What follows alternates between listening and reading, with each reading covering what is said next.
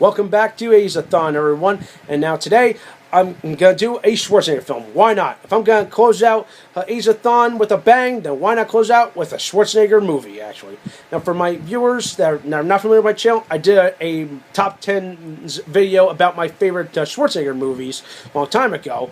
And today I'm going to review one of them, actually. It has not got as much recognition as, Terminator or Total Recall, but this one holds a place near and dear to me. This movie is called The Running Man. Yes, actually. And, yep, it's actually signed by the director, Paul Michael Glaser, from Starsky and Hutch, actually. So, oh yeah, that's awesome. So, for those of you that are not familiar with this movie, it was actually based on a Stephen King novel. Bet you didn't know that, actually. Although there are some differences between a movie and a book, the book was actually a whole lot darker than it was, actually. So they kind of changed up, make it a little more lighthearted. And, of course, what you get is this 80s action / sci-fi classic. So, let's see. What else can I say about this movie? It's just incredible, actually, because this movie also became the inspiration for the American Gladiator show. Yeah, think about that. The only difference is that American Gladiators was an athletic competition. Here, it's live televised death matches.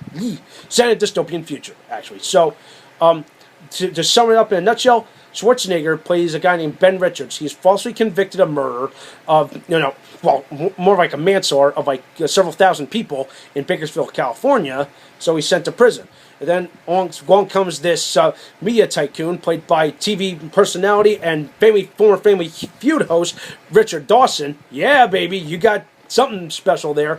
And he offers him a chance to fight for his freedom in America's, or I would say the world's top game, The Running Man, actually. And it's just one thrill ride after another, and it is incredible, actually. It's just cool. I just love this movie because of that, actually. Not just because of Dawson, not because of Schwarzenegger, but also because there's all these other great stuff, actually, including the ending song that's played at the end of the movie. Actually, it's called "Restless Heart" by John Parr. Actually, I want you guys to look that song up, and better yet, find the music video. You'll love it. Actually, you'll see why I love that song. Actually, so yeah, it's just like I said, it's one thrill ride after another. I love the setting. I just love the piece of that 80s nostalgic sci-fi feel.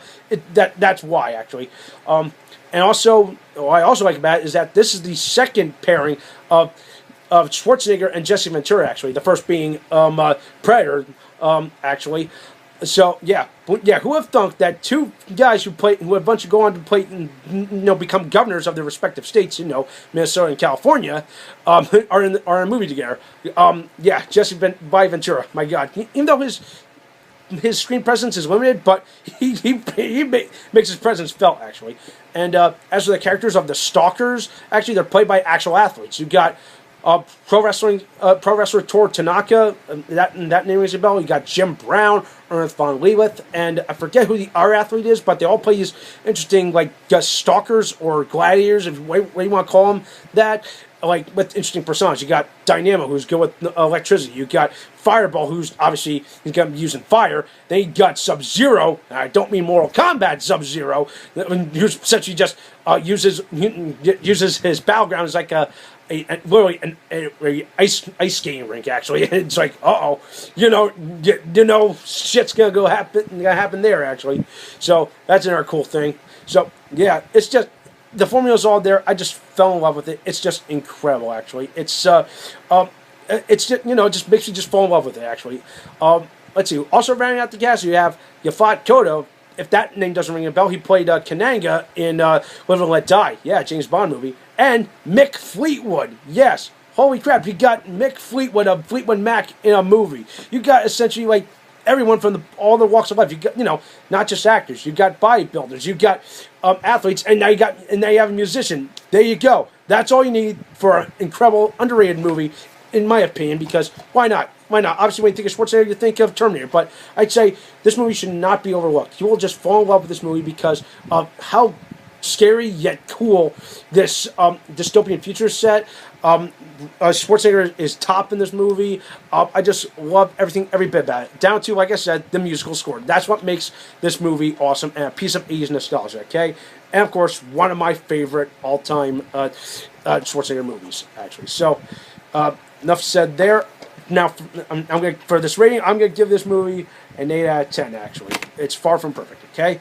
So, that does it for today.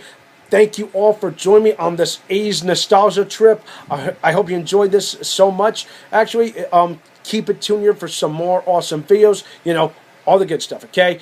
And as always, party on, actually. Yeah.